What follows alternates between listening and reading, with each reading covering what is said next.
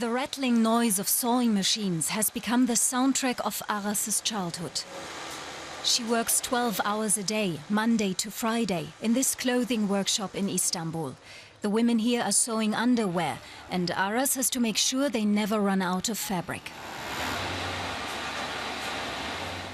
She earns about 50 cents an hour.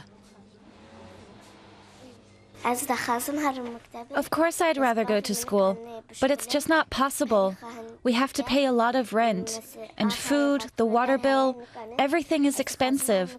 That's why I need to work and help my family.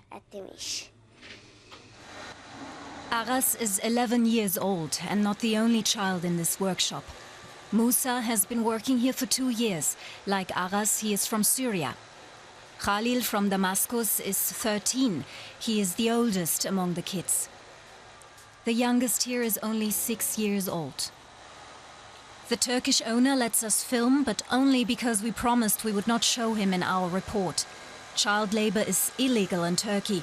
The owner knows this, but says the families would be much worse off without the work.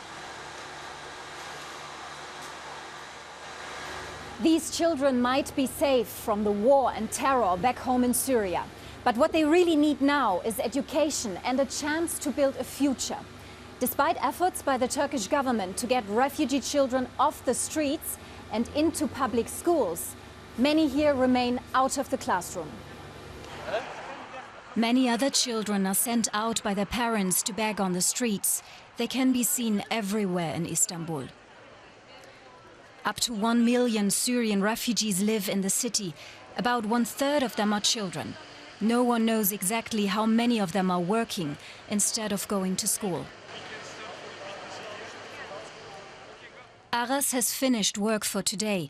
She takes me home with her to meet her family.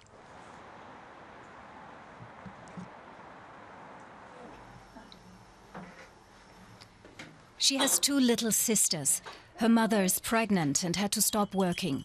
They don't receive any financial support from the Turkish state. Her father found a job, but even with the money Aras earns, they can still only barely make ends meet.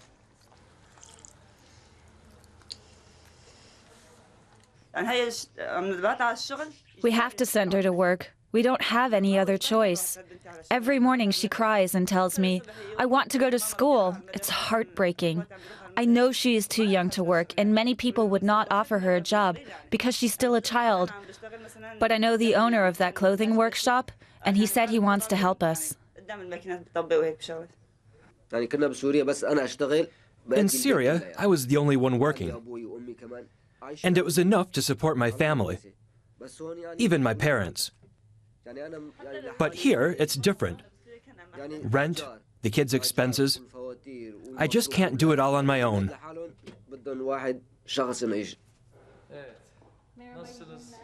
I meet Ekrem Imamoglu, one of Istanbul's district mayors.